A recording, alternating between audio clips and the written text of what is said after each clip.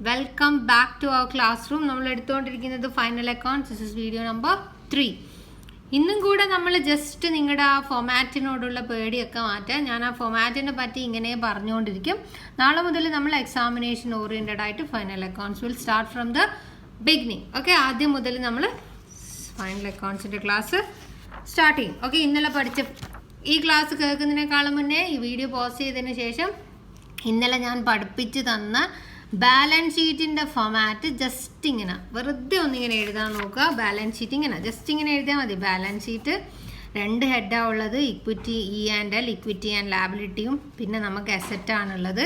ഇക്വിറ്റീനെ രണ്ടായിട്ട് ഇതിൽ ഒന്ന് ഇക്വിറ്റിയാണ്, ലാബിലിറ്റി ആണെന്നൊക്കെ പറഞ്ഞ് നിങ്ങൾ നിങ്ങളുടേതായ കുഞ്ഞു ലാംഗ്വേജിൽ ഷോർട്ട് ഫോമിൽ നിങ്ങൾ അത് എഴുതിയതിന് ശേഷം മാത്രം ഈ ക്ലാസ് കേട്ടാൽ മതി. ഓക്കെ, സ്കിപ്പ് ചെയ്ത് കണ്ടാൽ നിങ്ങൾക്ക് തന്നെ നഷ്ടം. ഓക്കെ, നിങ്ങൾക്ക് ആ ഫോമാറ്റ് തരുവാണെങ്കിൽ സ്കിപ്പ് ചെയ്യാണ്ട് കാണാം. Okay, today we are going to discuss profit and loss അക്കൗണ്ടിൻ്റെ ഫോമാറ്റാണ് പറയുന്നത്. ഫോമാറ്റ് നമ്മളിപ്പോൾ ബൈ ഹാർട്ട് സ്റ്റഡി ഒന്നുമില്ല, ജസ്റ്റ് കേട്ടിരിക്കുക. ഈ പാഠം തീരുന്ന സമയം automatically most of the things നിങ്ങൾ ഓൾറെഡി ബൈ ഹാർട്ട് ചെയ്തിട്ടുണ്ടാവും. അപ്പോൾ ഇത് statement of profit and loss account എന്ന് പറയാം. നമ്മൾ PNL അക്കൗണ്ട് എന്നുള്ള പേരല്ല യൂസ് ചെയ്യുക, statement of profit and loss എന്നാണ് പറയാം. ഞാനിവിടെ പഴയ മോഡൽ ഒരു പ്രോഫിറ്റ് ആൻഡ് ലോസ് അക്കൗണ്ട് വരച്ചിട്ടുണ്ട്. പഴയ മോഡലിൽ trading and profit and loss account എന്നൊക്കെ പറയും. ഫോർ ദ ഇയർ എൻഡഡ് എന്നൊക്കെ പറഞ്ഞ് ഞങ്ങൾ എഴുതിയിട്ടുണ്ടാവും. അതിൽ വരുന്ന ഐറ്റംസ് ഓപ്പണിംഗ് സ്റ്റോക്ക് ഇവിടെ എഴുതും, ക്ലോസിംഗ് സ്റ്റോക്ക് ഇവിടെ എഴുതും, റൈറ്റ്? ഓക്കെ, സെയിൽ ഇവിടെ എഴുതും, പർച്ചേസ് ഇവിടെ എഴുതും. എല്ലാ ഡയറക്റ്റ് ആയിട്ടുള്ള expense, wage, carriage inward, royalty, power, fuel അങ്ങനെ പറയുന്ന സാധനങ്ങളൊക്കെ ഫാക്ടറി റിലേറ്റ് ചെയ്ത എല്ലാ ഐറ്റംസും നമ്മൾ എവിടെ എഴുതലുണ്ട്? ഡയറക്റ്റ് എക്സ്പെൻസിൻ്റെ കൂട്ടത്തിലൊക്കെ എഴുതി മുകളിൽ കാണിക്കലുണ്ട്. ഓക്കെ, പർച്ചേസുമായിട്ട് റിലേറ്റ് ചെയ്ത എക്സ്പെൻസ് അല്ലെങ്കിൽ ഫാക്ടറി ആയിട്ട് റിലേറ്റ് ചെയ്ത എക്സ്പെൻസ് ഒക്കെ നമ്മൾ ഡയറക്റ്റ് എക്സ്പെൻസിൻ്റെ കൂട്ടത്തിൽ കാണിച്ച്, എന്നിട്ട് ഇതിൻ്റെ റിസൾട്ട് ഗ്രോസ് പ്രോഫിറ്റ് ആയിരുന്നു. ആ ഗ്രോസ് പ്രോഫിറ്റ് നമ്മൾ ഇവിടെ എഴുതിയിട്ടുണ്ടായി. അല്ലെങ്കിൽ ഗ്രോസ് ലോസ് വരാം, ഇവിടെ ആണെങ്കിൽ ഗ്രോസ് ലോസ് വരാം. പിന്നെ ഈ ഭാഗത്ത് എന്തെങ്കിലും ഇൻകം ഉണ്ടെങ്കിൽ എഴുതും. എല്ലാ എക്സ്പെൻസുകളെയും നമ്മൾ പേരിട്ടിട്ട് ഇവിടെ എഴുതും, right? Rent, salary, general expense, advertisement പറഞ്ഞിട്ട് ഇങ്ങനെ എക്സ്പെൻസിൻ്റെ പേര് എഴുതും. കൂടാണ്ട് നമ്മൾ ഡിപ്രിസിയേഷൻ, ഗുഡ് വിൽ അമോർട്ടൈസ് ചെയ്യുന്ന ഗുഡ് വിൽ റിട്ടേൺ ഓഫ്, അല്ലേ? Preliminary expense return of, provision for taxation, interest on debenture, interest ഒക്കെ മുകളിൽ എഴുതണം, ഏറ്റവും ലാസ്റ്റ് പ്രൊവിഷൻ വരണം, ഇല്ലേ? ഇങ്ങനെ നമ്മൾ എഴുതലുണ്ട്. പിന്നെ നമ്മളൊരു PNL അപ്രോപ്രിയേഷൻ അക്കൗണ്ട് ഒക്കെ വരാറുണ്ടായിരുന്നു പണ്ടത്തെ മോഡലിലാണെങ്കിൽ. എനിവേ, അപ്പോൾ ഇതിൻ്റെ ഒരു റിവൈസ്ഡ് വേർഷനാണ് ഞാനിപ്പോൾ പറയാൻ പോകുന്നത്. ഇതിനകത്ത് നിന്ന് നമ്മൾ ഇൻകം വരുന്ന സാധനത്തിന് മാത്രം ഒന്ന് എടുത്തു നോക്കി. ഇൻകം, ഒരു കമ്പനിക്ക് ഇൻകം കൊണ്ടുവരുന്നത് സെയിലല്ലേ?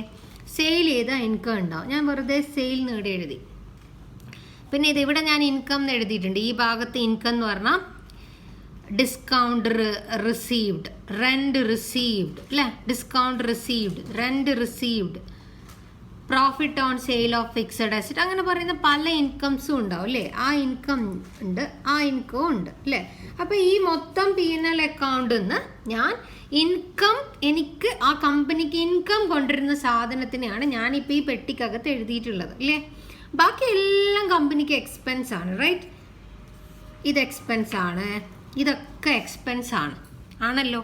ബട്ട് ഞാൻ ടിക്ക് വരാത്ത വീണ്ടും 3 ഐറ്റം ഉണ്ട്. ഒന്ന് ഇതാണ്, ഒന്ന് ഇതാണ്, ഒന്ന് ഇതാണ്. സോ ഞാൻ അതിനെ വേറെ എഴുതുവാണേ. അപ്പോൾ ഇത് ഞാൻ ഇൻകം വരുന്ന സാധനങ്ങളെ ഞാനിവിടെ എഴുതി. പിന്നെ ഞാൻ ഓപ്പണിംഗ് സ്റ്റോക്ക് എക്സ്പെൻസ് എന്ന് പറയാൻ പറ്റുമൊന്നുമില്ല, അതുകൊണ്ട് ഞാൻ ഇതിനെ 3 ഒരുമിച്ച് എഴുതി, ഒരേ കാറ്റഗറിയിൽ കൊണ്ടുവന്നു. And closing stock. ഓക്കെ, പിന്നെ വരുന്നത് എക്സ്പെൻസുകളാണ്, അല്ലേ? അപ്പം ഞാൻ എക്സ്പെൻസ് എന്ന് പറഞ്ഞിട്ട് വേറൊരു പെട്ടിയും കൂടെ കൊടുത്തു. അപ്പോൾ ഈ ഒരു സാധനത്തിനെ ഞാൻ ഇവാലുവേറ്റ് ചെയ്തപ്പോൾ എനിക്കിതാ മനസ്സിലായത്. ഇൻകം ഉണ്ട്, എക്സ്പെൻസുകളുണ്ട്, കൂടാണ്ട് opening stock, purchase, closing stock ഉണ്ട്, ഇല്ലേ? ഓക്കെ, സംശയമൊന്നുമില്ല. ഓക്കെ, സ്റ്റാർട്ട് ചെയ്യുവാണ്. ഇൻകത്തിനെ ഞാൻ കുറച്ചും കൂടെ മോഡേണൈസ് ചെയ്ത് ഞാൻ അതിനെ റവന്യൂ എന്ന് വിളിക്കുവാണേ. ഓക്കെ, റവന്യൂ എന്തെന്നുള്ള റവന്യൂ ആണോ? റവന്യൂ ഫ്രം ബിസിനസ് ചെയ്തതിൽ നിന്നുള്ള റവന്യൂ, അല്ലേ? Revenue from business operation, right? So ഇവിടെ ഞാൻ എഴുതുന്നത് this is revenue from operation. Revenue from business നമ്മൾ ചെയ്ത കമ്പനി ചെയ്യുന്ന ആ ഒരു ഡേ ടു ഡേ ഓപ്പറേഷൻസ് കിട്ടുന്ന revenue. Okay, revenue from operation. Okay, അപ്പോൾ ഇതും ഞാൻ വെറുതെ അവിടെ എഴുതി. ഈ ഒരു ഐറ്റം ഉണ്ട് എക്സ്പെൻസ്. എക്സ്പെൻസ് എന്നുള്ളതിനെയും ഞാൻ കുറച്ചും കൂടെ ഇലോബറേറ്റ് ചെയ്യാൻ പോവാണ്, കുറച്ചും കൂടെ ഒന്ന് എക്സ്പാൻഡ് ചെയ്യാൻ പോവാണ്. ഞാൻ എക്സ്പെൻസിൻ്റെ കുറേ പേരിടെ എഴുതാം. ഇവിടെ ഡയറക്റ്റ് ആൻഡ് ഇൻഡയറക്റ്റ് എന്നുള്ള ബൈഫർക്കേഷൻ പുതിയ ഫോമാറ്റിനകത്തില്ല. എല്ലാ എക്സ്പെൻസുകളും ഒരേ എക്സ്പെൻസിൻ്റെ കാറ്റഗറിയിലാണ് എഴുതുക. ഓക്കെ ആണ്. അപ്പോൾ ഞാൻ എക്സ്പെൻസിൻ്റെ പേരിടെ എഴുതുകയാണ്. വേജ് ഉണ്ട്, സാലറി ഉണ്ട്.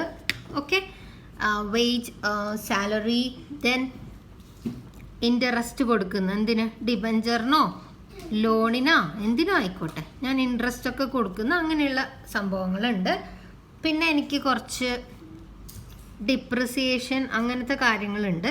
ഓക്കെ, പിന്നെ എനിക്ക് അമോർട്ടൈസേഷൻ, നമ്മൾ ഗുഡ് വില്ലൊക്കെ എഴുതി തള്ളൂലേ അല്ലേ, ഇൻടാൻജിബിൾ ആയിട്ടുള്ള സംഭവങ്ങൾ നമ്മൾ എഴുതി തള്ളില്ലേ, അമോർട്ടൈസേഷൻ ഉണ്ട്. ഓക്കെ, ഡിപ്രിസിയേഷൻ പോലെ തന്നെ, ആ പേരൊന്നും കേട്ട് ഞെട്ടണ്ട. പിന്നെ എനിക്ക് വേറെ പിന്നെ ഉള്ളത് നമുക്ക് advertisement, selling expense, distribution expense, office expense എന്ന് പറയുന്ന കുറേ എക്സ്പെൻസുകളും ഉണ്ട്. അപ്പോൾ ഞാൻ എക്സ്പെൻസിനെ ഞാൻ പിന്നെയും കുറേ ആയിട്ട് ഞാനിവിടെ എഴുതി. ഓക്കെ, വേജ് ആൻഡ് സാലറി ആർക്ക് വേണ്ടി കമ്പനി ചിലവാക്കുന്ന എക്സ്പെൻസ് ആണോ? ആർക്ക് വേണ്ടി? എംപ്ലോയീസിന് വേണ്ടി അല്ലേ. ഇതിൽ ചിലപ്പം എംപ്ലോയീൻ്റെ ബെനിഫിറ്റിന് വേണ്ടി എന്ത് കൊടുത്തതായിക്കോട്ടെ, അതിന് വേണ്ടിയുള്ള എന്തൊരു എക്സ്പെൻസ് ആയിക്കോട്ടെ, അത് കംപ്ലീറ്റ് ആയിട്ട് നമ്മൾ എംപ്ലോയി റിലേറ്റഡ് എന്ന് പറയുമല്ലോ. അപ്പോൾ എക്സ്പെൻസിനെ നമ്മൾ ആദ്യമായിട്ട് ഡിവൈഡ് ചെയ്യാൻ പോകുന്നത് എന്താണെന്ന് അറിയുള്ളൂ, എംപ്ലോയീസിൻ്റെ ബെനിഫിറ്റിന് വേണ്ടി കമ്പനി ചിലവാക്കിയ എക്സ്പെൻസ്. അതിനെ നമുക്ക് എന്ത് വിളിക്കാം? എംപ്ലോയി ബെനിഫിറ്റ് എക്സ്പെൻസ് എന്ന് വിളിക്കാം.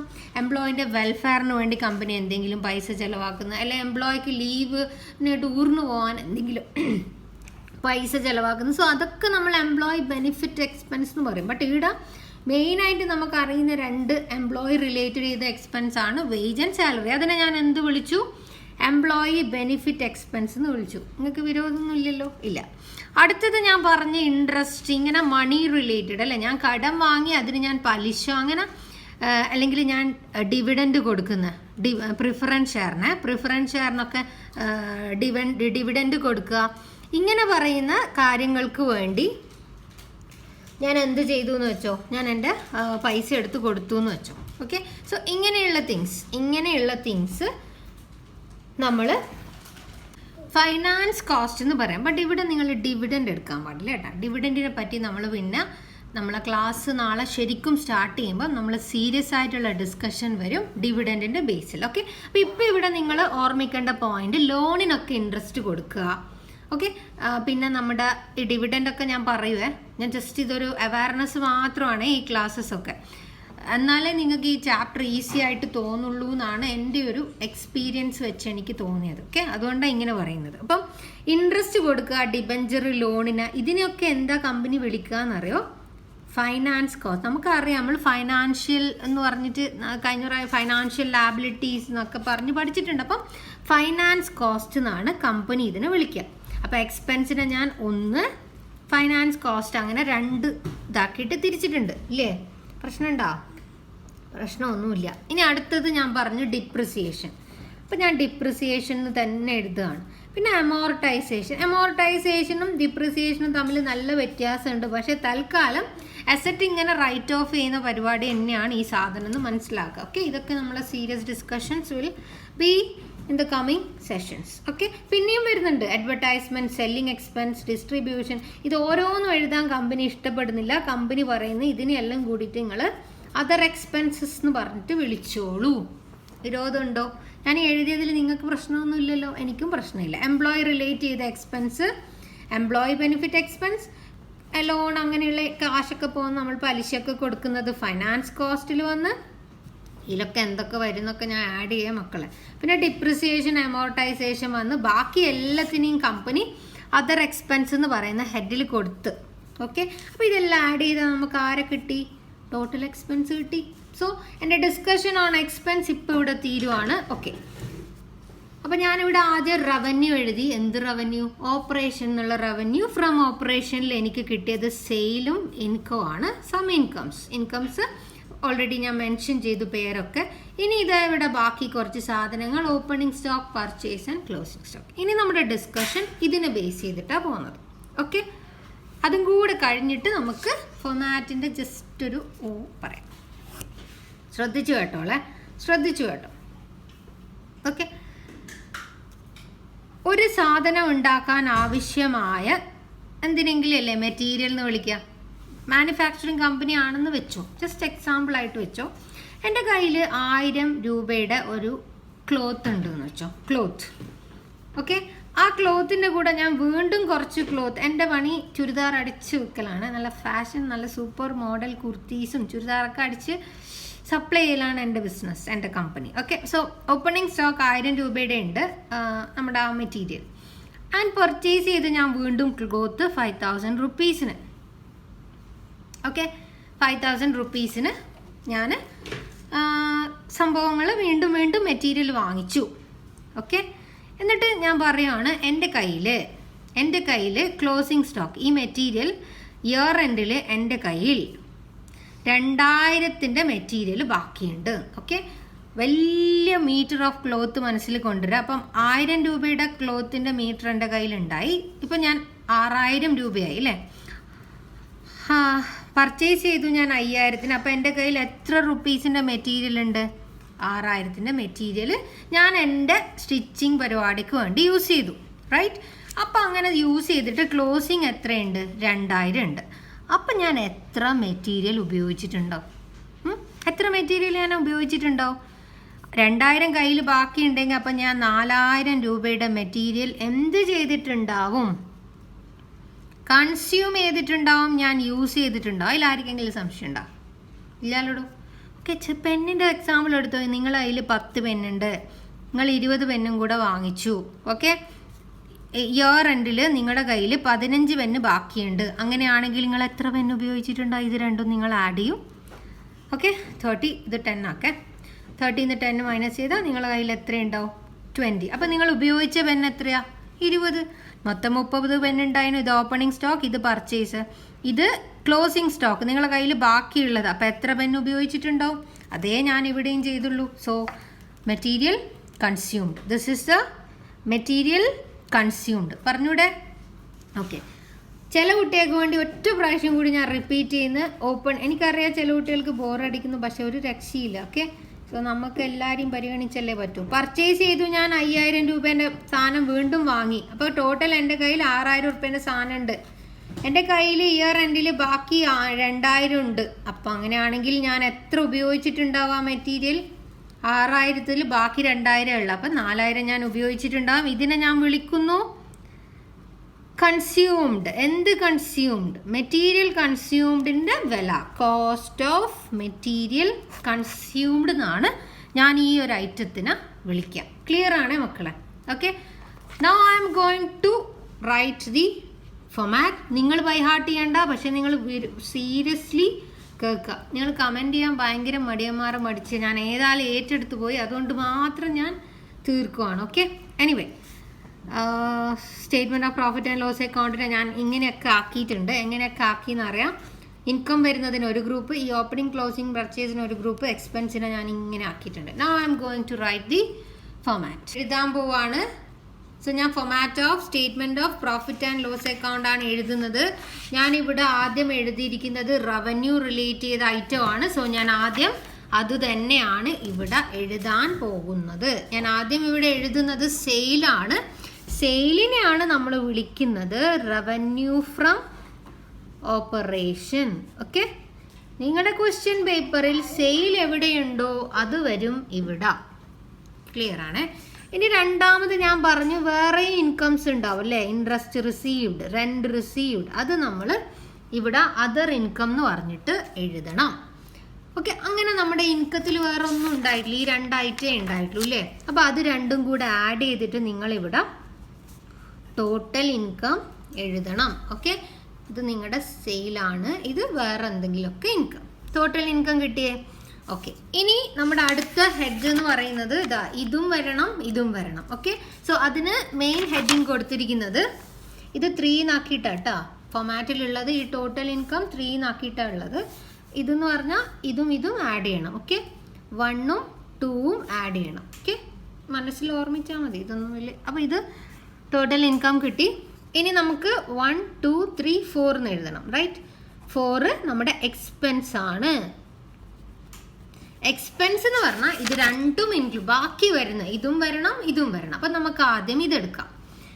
ഇത് മൂന്നിൻ്റെ ഇഫക്റ്റ് വരുന്ന ഒരു സാധനം ഞാൻ നിങ്ങൾക്ക് ഇവിടെ പേരെഴുതി തന്നിട്ടുണ്ട്. എന്താ? Cost of material consumed. Cost of material consumed എന്ന് പറഞ്ഞാൽ എന്താ? ഓപ്പണിംഗ് സ്റ്റോക്കിൽ നിന്ന് എന്ത് ആഡ് ചെയ്യണം? പർച്ചേസ് ആഡ് ചെയ്യണം. അതിൽ നിന്ന് എന്ത് മൈനസ് ചെയ്യണം? ക്ലോസിംഗ് സ്റ്റോക്ക് മൈനസ് ചെയ്യണം. ഓക്കെ, ഇവിടെ വെച്ചേക്ക്. ഇവിടെ ഫോമാറ്റ് കണ്ട് നമ്മളത് അവിടെ എഴുതുന്നതേ ഉള്ളൂ. നിങ്ങൾക്ക് അവിടെ വലിയ ബുദ്ധിമുട്ടൊന്നും ഈ ഒരു ഐറ്റം നിങ്ങൾ ഉണ്ടാക്കില്ല. അപ്പം ഞാനിനി എഴുതാൻ പോകുന്നത് ആ opening stock, closing stock, purchase എന്ന് പറയുന്ന ഐറ്റംസ് ആണ്. സോ ഞാൻ ആദ്യം അവിടെ എഴുതി cost of material consumed. Okay,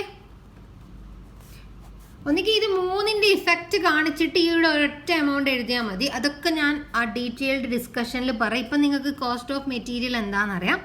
അതിൻ്റെ അണ്ടറിൽ നിങ്ങൾ എഴുതണം പർച്ചേസ്.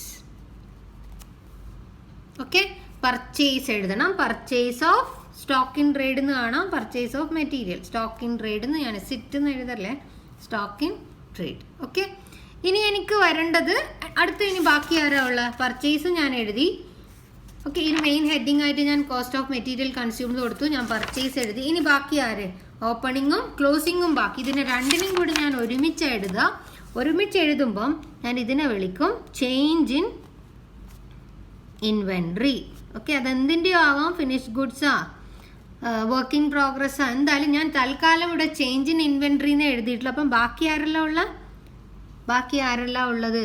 ഓപ്പണിംഗ് സ്റ്റോക്കും ഉണ്ട്, ക്ലോസിംഗ് സ്റ്റോക്കും ഉണ്ട്. ശ്രദ്ധിച്ചു കേട്ടോ. ചേഞ്ച് ഇൻ ഇൻവെൻട്രി എന്ന് പറയുമ്പോൾ ഞാൻ രണ്ടും എടുത്ത്, ക്ലോസിംഗ് സ്റ്റോക്കും എടുത്ത് ഓപ്പണിംഗ് സ്റ്റോക്കും രണ്ടും മൈനസ് ചെയ്യാം. ക്വസ്റ്റ്യനിൽ കാണുന്ന ക്ലോസിംഗ് സ്റ്റോക്കും ഓപ്പണിംഗ് സ്റ്റോക്കും മൈനസ് ചെയ്യാം. ഓക്കെ, ആൻസർ കിട്ടുന്നത് പോസിറ്റീവ് ആണെങ്കിൽ, അതായത് ക്ലോസിംഗ് സ്റ്റോക്കാണ് കൂടുതലെങ്കിൽ, ഇപ്പം ക്ലോസിംഗ് സ്റ്റോക്ക് 2000 ഓപ്പണിംഗ് സ്റ്റോക്ക് 1000 ആണെങ്കിൽ നിങ്ങൾക്ക് ആൻസർ കിട്ടുക പോസിറ്റീവ് 1000 എന്നല്ലേ, അല്ലേ? അപ്പം നിങ്ങളതിവിടെ നെഗറ്റീവ് ഫിഗറായിട്ട് എഴുതണം. ഓക്കെ, ഇനി അല്ല, ക്ലോസിംഗ് സ്റ്റോക്ക് നിങ്ങൾക്ക് 3000ഉം ഓപ്പണിംഗ് സ്റ്റോക്ക് 4000ഉം ആണെങ്കിൽ നിങ്ങളുടെ ആൻസർ എന്താ വരിക? -1000 അല്ലേ, നെഗറ്റീവ് അല്ലേ കിട്ടുക. അങ്ങനെയാണെങ്കിൽ നിങ്ങളതിവിടെ ആഡ് പോസിറ്റീവ് എന്ന് എഴുതണം.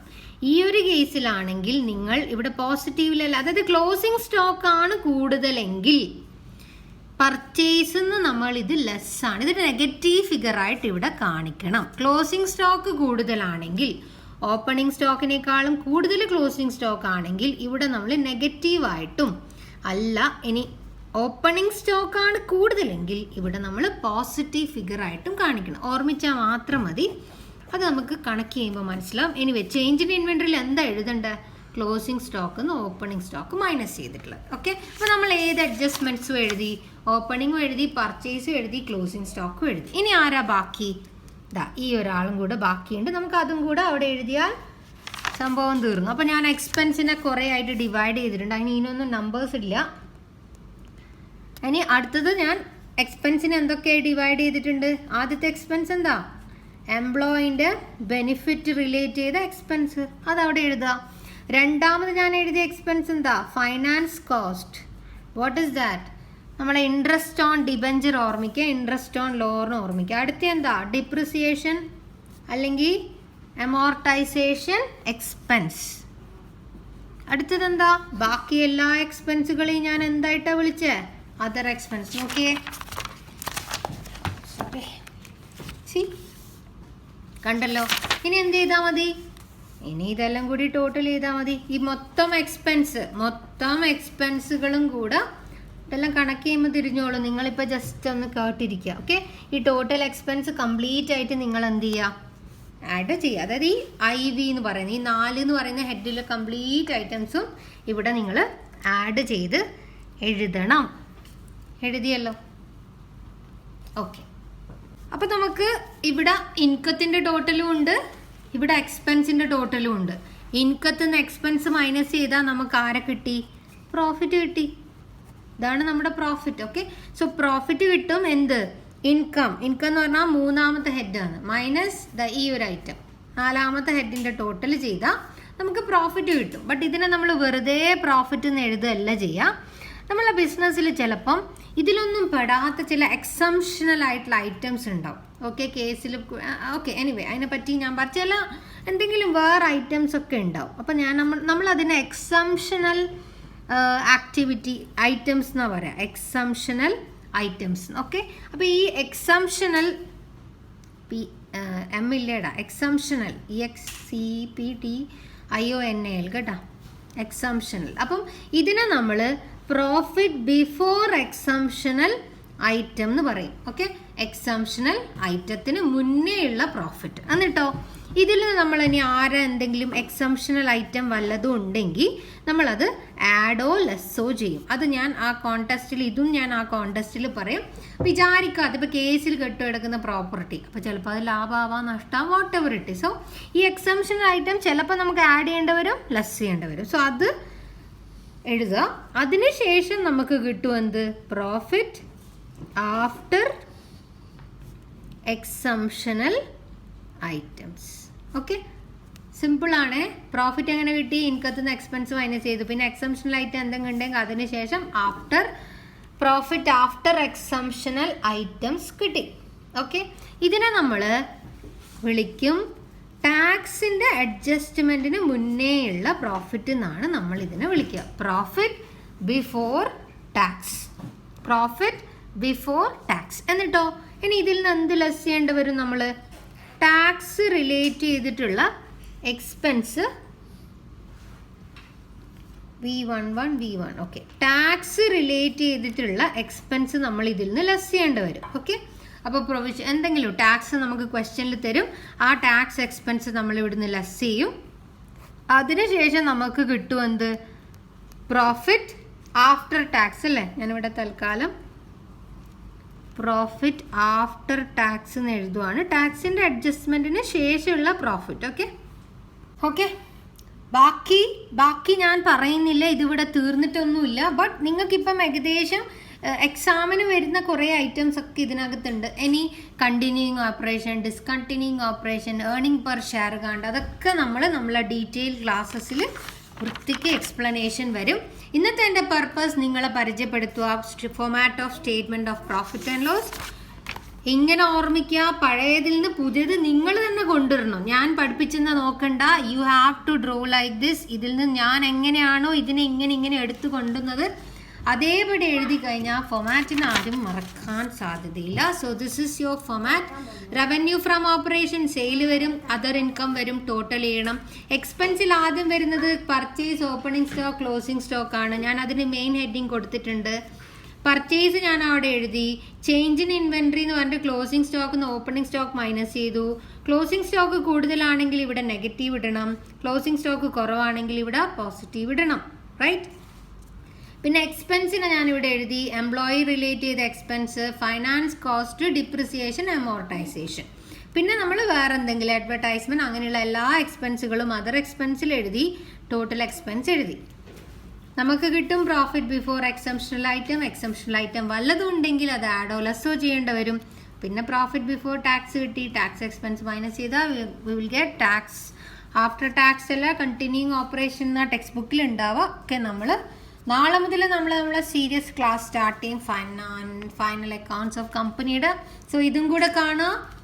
കണ്ടാൽ മാത്രം പോരാ, ഞാൻ എന്താണോ നിങ്ങളെ പഠിപ്പിക്കാൻ ശ്രമിക്കുന്നത്, നിങ്ങൾ സ്വന്തമായിട്ട് ഇതൊക്കെ പഠിക്കണം എന്ന് ആഗ്രഹമുള്ള, ഞാൻ പണ്ടും പറയലുണ്ട്. ഓക്കെ, അഡ്വൈസ് ആയിട്ട് എടുക്കണ്ട. ദാറ്റ് ഇസ് നിങ്ങൾക്കത് ഭയങ്കര നല്ല. സോ എങ്ങനെ ഇതൊക്കെ ഫോം ചെയ്തു എന്ന് തലക്കകത്ത് കൊണ്ടുവന്നാൽ everything is very simple. Okay, so comment ചെയ്യോ ഇല്ലയോ എന്നൊന്നും എനിക്കറിയില്ല. ഞാൻ പറയുന്നത് മനസ്സിലായിട്ടുണ്ടെങ്കിൽ you should comment. Okay, so thank U.